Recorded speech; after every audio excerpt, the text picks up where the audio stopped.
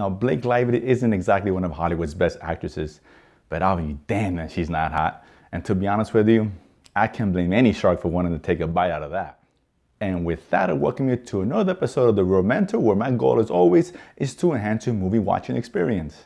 So now The Shallow is a movie I didn't know too much about. I saw the trailer initially, the first trailer anyway, that kind of showed Blake Lively's character kind of trapped in a little rock in the middle of the beach, of the ocean anyway, and there's a shark pretty much out to get her.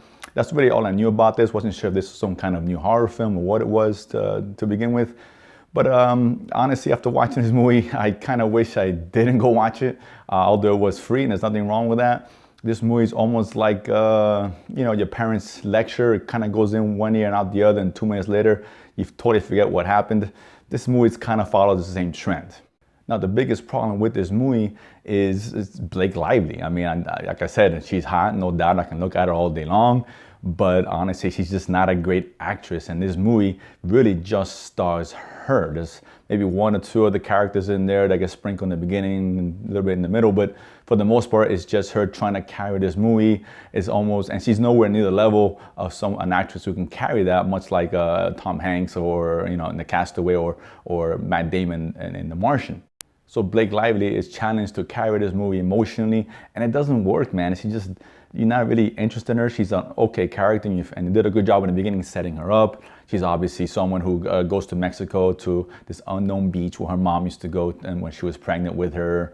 And her mom died of cancer and all that, and she finally made it out to the beach and her mom was there, and it's a nice little emotional tie-in, and they did a good job building her up, and she's fine. But the problem is, this movie really relies on her and what she does and her performance, and really just it becomes a who cares. I mean, there's a couple of really missed opportunities.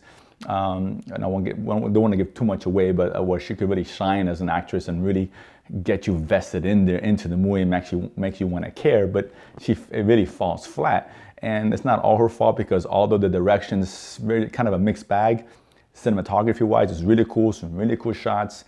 But the director himself doesn't really know how to present the story. It's not really a horror film, does a bad job of it. It's like one or two okay scares in there for the most part. And it's supposed to be a movie about inspiration and survival, but it doesn't, again, because of Lively's performance, doesn't allow for that to shine through. So you really don't care. You don't even get vested. You're not feeling for her. And you don't want to, you are kind of rooting for her, but not enough to you inspired in the end, because obviously, yes, it's not a spoiler. She does survive and all that. But the way it happens, it's kind of laughable. You're not really buying into what she's doing, what the movie tries to give you, because it doesn't give you a whole lot. There's no real moments of great tension and build up the suspense. Some of the scares and things that happen, especially with the shark, they're very calculated. You know exactly when the shark's going to appear and in what fashion. It's very obvious. It's nothing new. And for most of it, it's just so expected. And it really takes you out of the movie.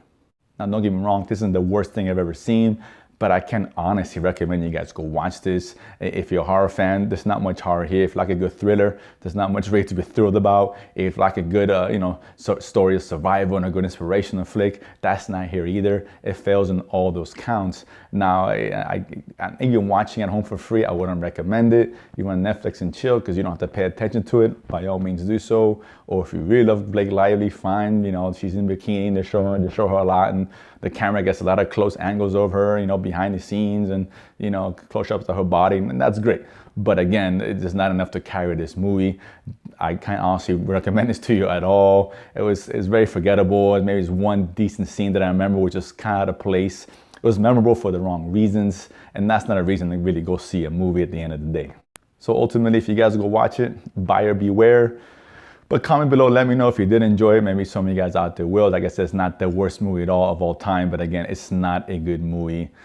Do not go watch this. I can't tell you enough to go spend your money on something else at the end of the day. So as always, comment below. And of course, subscribe and feed my need to go to the movies and talk about it afterwards. See you guys next time.